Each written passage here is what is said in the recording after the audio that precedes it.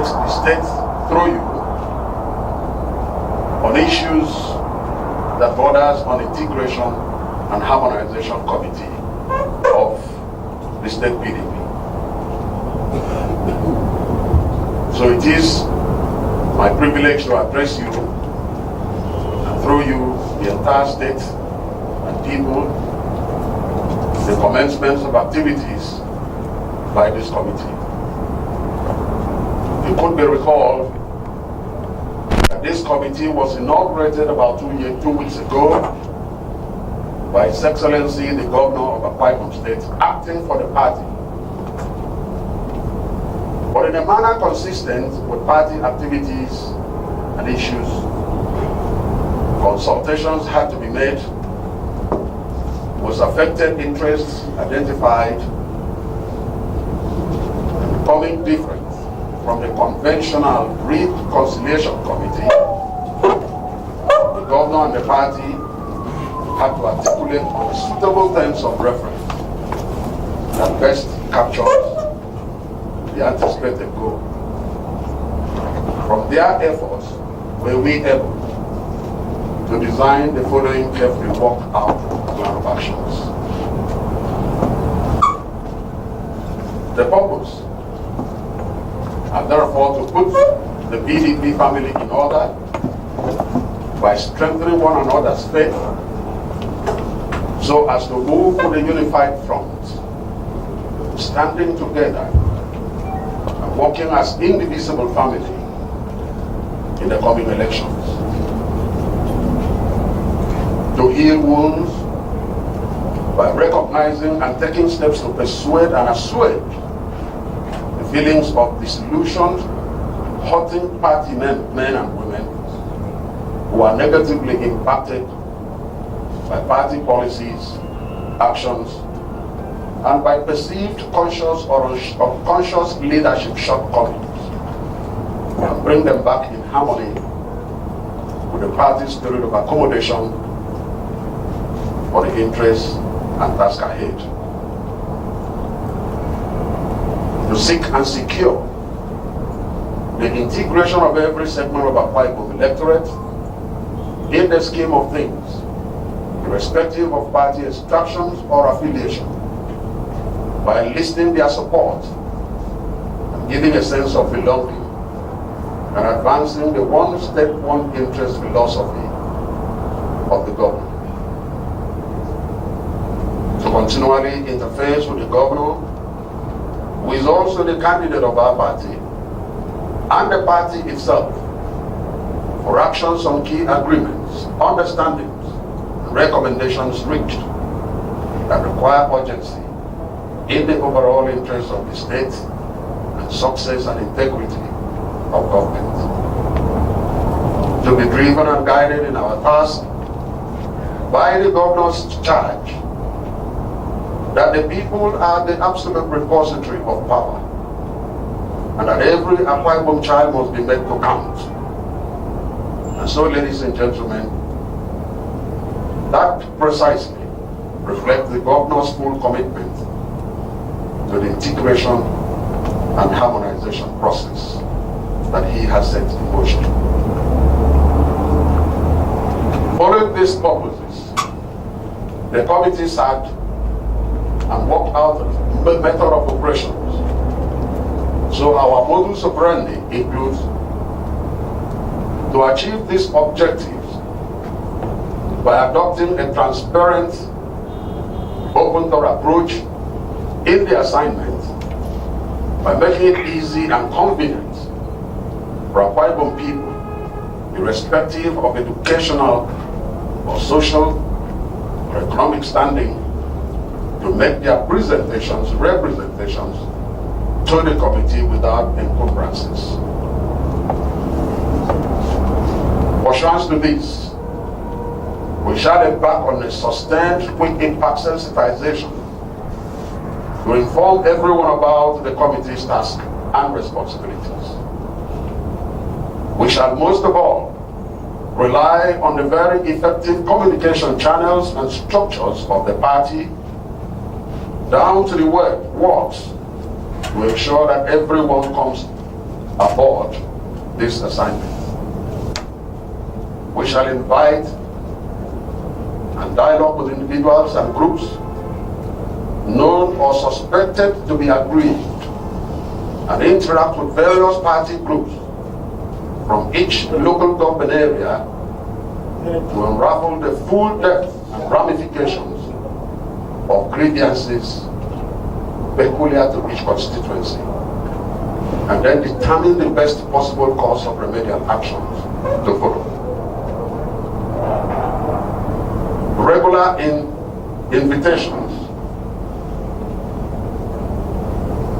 The committee resolves to immediately invite, in a random manner, stakeholders of selected flashpoint constituencies, which may comprise the following categories of party members within each constituency: the PDP chapter chairman, chairman of wards, House of Representatives members, coordinators of divine mandate, the PDP chapter secretary, House member, local government chairman, chairman of elders, or representative of elders in each of the local governments. There may be follow-up invitations from any particular constituency as determined by the degree of indignation unraveled in the course of interactions with these stakeholders. B. Special invitation.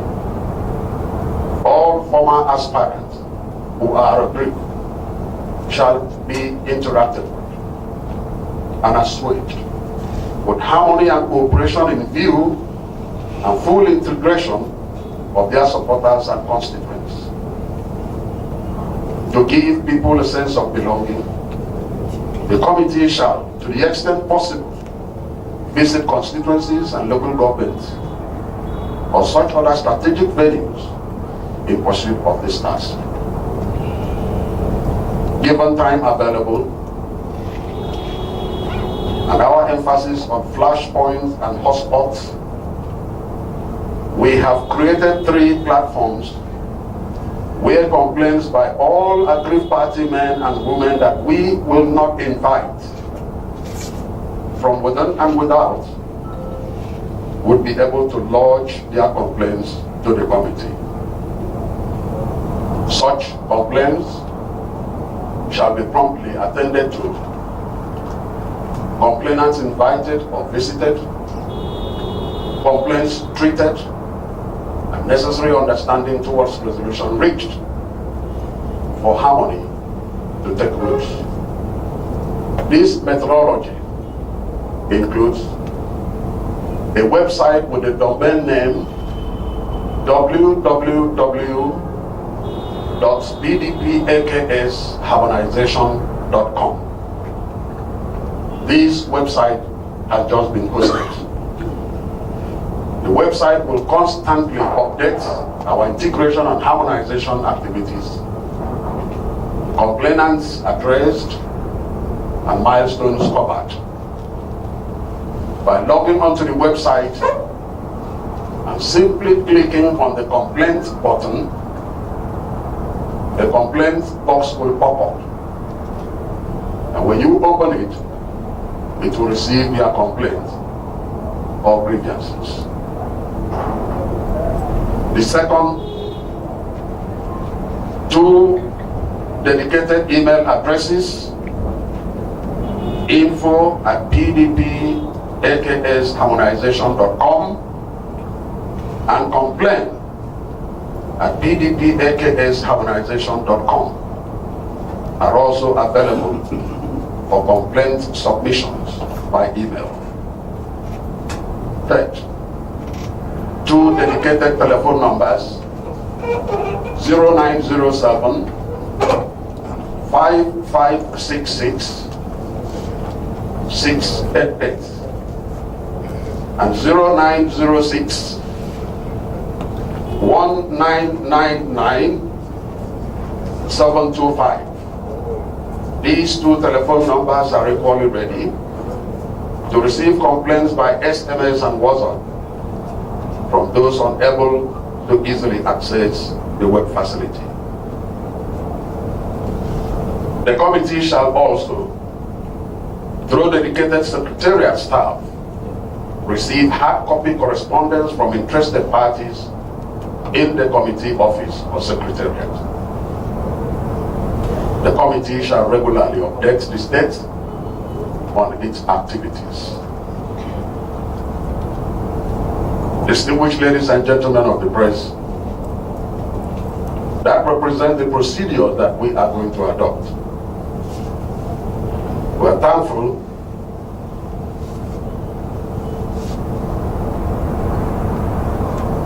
to all of you and are committed that no one will believe in doubt. And as the leadership of the party, the governor, our candidate, had directed, this committee is to keep track of and bring up a comprehensive report on all integration and harmonization understandings reached with individuals and groups, promises and concessions made for eventual utilization. This is to help overcome oversight frailties during implementation and fulfillment when elections are over. After all, as the governor insists, in our Father's house are many mansions to accommodate all. This is therefore a remarkable moment for all aggrieved party men and women to take full advantage of this rare party opportunity, especially now that the march to renew the PDP mandate in the state is negotiating the last bend to elections. While opportunities like these could easily foist a tool in your hands to build and better our society, despising it, believe me, could be a drug in your system and could dull your sense of urgency, of duty, and of empathy. But therefore, let no one be left behind. For never has the promise of prosperity been so vivid in the land. Remember that who we are is more important than what we have. At the times of disillusionment, like times of anger, are only tests of your character. You must not miss in action because of corruptions. To do otherwise is to disjoin the current progressive story and perhaps foster the bed of an alternate era of tarnished ideals and unbridled promises. The return of the old stories now behind us. Story of how power we enabled by our own hands, in our own image, going on rampage to possess but not to protect, and to conquer but not to defend. Story of unending feelings of secret dread, inconsolable despair, and chronic stammering befalling leadership, following afterthoughts on almost every goal running so deep. And of the ambitions of some of our people being limited by hidden prejudices and unworthy circumstances. We are living witnesses of how indiscretions could foster emergence of gangs which children mistake to be friendship. How lavish spendings would induce in addictions, what appeared to many as generous promises and philanthropic hopes fulfilled. And how oath-taking, becoming more of an official policy, could make cultism and the likes the holiest things to belong, with all threatening to be as everlasting in their staying power as the history timelines behind them. All that we have and all that we are were diminished in that promise. There are others who are coming from other parties to our party. So how do we integrate them into what we are doing? How do we harmonize the interests? So this is the thing. The fact that maybe 2 people are defected within the period is just a normal thing. Human being, just like I said, is very dynamic. So I think we have to contend with that. I just want to underscore one part, that to move from one party to the other is everybody's right. You can move as you like. That is democracy. And yes, people are leaving from PDP to APC and to other parties. By the same token, too, other people are leaving other parties, including APC, to PDP. Only a few days ago, people that left PDP to APC came back in my local government, 2 of them, in a very dramatic manner with songs and dances to say that they are back, and that it was just a little leave of absence that they took. They were back with white handkerchiefs playing with songs and dances as if they were doing Thanksgiving. So we shouldn't just look at one side of it. It's happening all around. I'm just talking about my own local government now, but I'm sure the same thing is happening in other places. And to also underscore the issue of development and industrialization, we would never have been able to do anything in the last 3 years if the government, the governor and his team were not in a position to attract foreign investors in a time like this, when Nigeria is known for violence and Boko Haram, and to the outside world, they don't know where North and South is. When you mention Nigeria, they say, it's Boko Haram. You need to really convince them that we are far away from where it is happening. But be that as it may, quite a few people have brought their monies to invest in this state. And it is a joyful thing. In a very short while, we'll have an international trading center in Eket, courtesy of foreign investors. It has never happened before. And these are some of the things that we hope to get to be happy. Because when we talk about minimum wage and no jobs, it is not the place of government to provide jobs. It's the place of the private sector. So as soon as you can get the private sector to be up and doing, the jobs will be there. And how do you get them to work if you don't have the knack to entice them and encourage them and give them a level playing ground to come and invest their monies? That's the only way jobs can be created. That is why our chairman and all of us here are convinced that if we have another 4 years, these efforts will bear a lot of fruits. We are talking about PDP as a political party. And the focus here is the governor of Akwa Ibom State and the leader of the party and candidate of the party in this state. And when you look at some of us on this state, almost all of us in this committee, I do not think there is somebody, any member that is not deeply committed, not just the success of the party, but who is convinced about the capacity of this young man to deliver the goods to our people. I am one person who don't fool around. I don't waste my time. But incidentally, I met with this young man and intimately had a discussion with him. I'm talking about the person of the governor. We are not trying to blow the problem as if it is outside proportion. The important thing is to ensure that the PDP, People's Democratic Party, as a party, is capable, extremely capable of doing the internal mediation machinery to achieve the purpose for which it was set up. So I want to sincerely appeal to my friends who are here that they should do us a favor of reporting as it has been published.